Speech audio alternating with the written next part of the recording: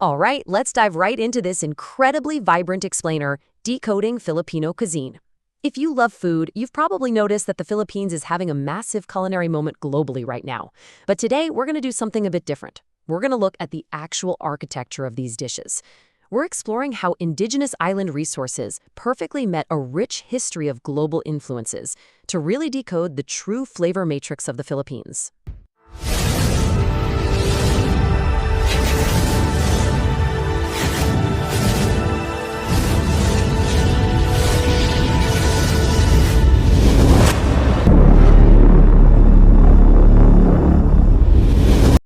So, what makes Filipino food truly unforgettable? Well, to understand this vast archipelago, and we're talking all 7,000 plus islands here, we really have to look past simple everyday dish names. We need to uncover the brilliant culinary philosophy hiding right there in plain sight. You see, it isn't just about what's sitting on the plate, it's about exactly how those specific flavors interact with your palate. And as food experts often point out, Filipino cooking is an absolute masterclass in contrasts. There's this great quote, "You need some acid to cut through the richness." It's the perfect pair. The cuisine is constantly, relentlessly seeking to balance heavy, savory, and incredibly rich elements with these sharp, electrifying flavors. You don't just eat a heavy meal, you experience this dynamic push and pull of tastes that keeps your taste buds completely awake and always wanting more. Section 1, The Foundation, Iconic Comfort Classics. We are going to start our journey exactly where every Filipino family starts theirs, those comforting, slow-cook classics that anchor the entire cuisine. These right here are the absolute heavy hitters of the dining table. When you sit down for a feast, these are the dishes that ground you in tradition, slow braises, and just pure, unadulterated comfort. We're talking adobo, which is savory and tangy, sinigang, that iconic sour tamarind soup, lechon, the ultimate crispy roasted pig, and kare-kare, an incredibly rich oxtail and peanut stew. Let's actually break a couple of these down to understand their DNA. Now, what is really fascinating is how adobo isn't just a specific dish. It's actually a foundational technique. Derived from the Spanish word for marinade, this is a uniquely Filipino cooking method, simmering meat in vinegar, soy sauce, garlic, and peppercorns. Long before modern refrigeration, Filipinos were using vinegar to tenderize and preserve meat in the intense tropical heat. The result? A savory, tangy, garlic-infused masterpiece that's practically the unofficial national dish of the country.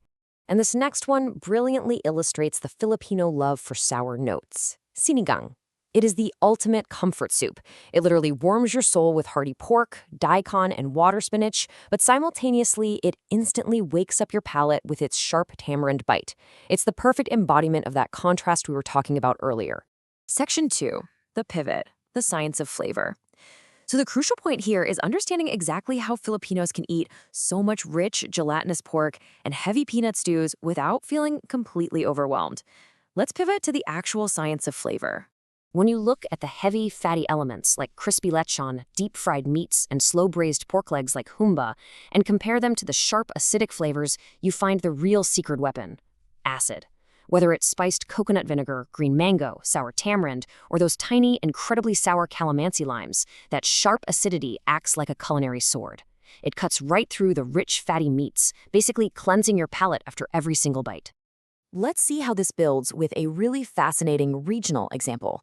Down in the Mindanao region, locals prepare a raw fish dish called kinilaw, which is kind of similar to ceviche, but they add a local fruit called the taban-taban.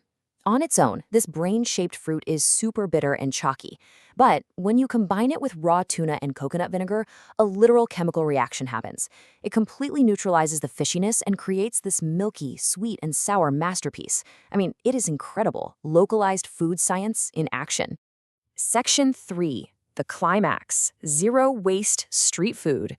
Armed with that understanding of how acid cuts through fat, let's head straight into the chaotic, smoke-filled energy of the midnight street food markets. 20. That's the magic number. For around 20 pesos, which, by the way, is less than half a US dollar, you can grab a hot skewer straight off a charcoal grill. This makes the night markets an incredibly accessible culinary playground, where locals from all walks of life gather after dark to eat, drink, and socialize. Now, this beautiful madness is driven by a strict nose-to-tail culture. Think about things like isa, which is chewy, charred chicken intestines, or Betamax, smoky, dense blood cubes. Then there's chicharon bulaklak, deep-fried crispy pig intestines, and even one-day-old deep-fried baby chicks. Literally, no part of the animal is wasted here. Instead, these odds and ends are meticulously cleaned, grilled, or fried to absolute perfection and transformed into vinegar-drenched delicacies.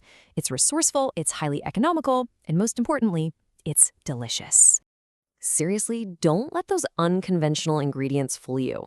The street vendors operating these tiny grills are true culinary magicians. They take parts of the animal you would never find in a standard Western grocery store, like spongy beef lungs or fatty chicken tails, and they turn them into incredibly addictive, savory snacks. When they come hot off the charcoal and get dipped in that spiced garlic vinegar, they are completely transformed. And this exact same resourcefulness is applied to the ultimate late-night bar food, sizzling sisig.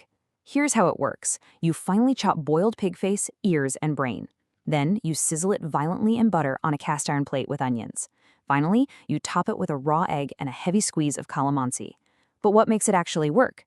It is perfectly balanced by that massive, vital squeeze of citrus right before you eat it. It's rich, it's crunchy, and it's shockingly bright.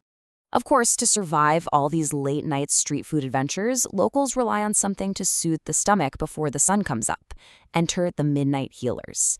Dishes like Remember Me soup or Paris utilize these incredibly rich, fat-laden broths packed with bone marrow and boiled beef collagen.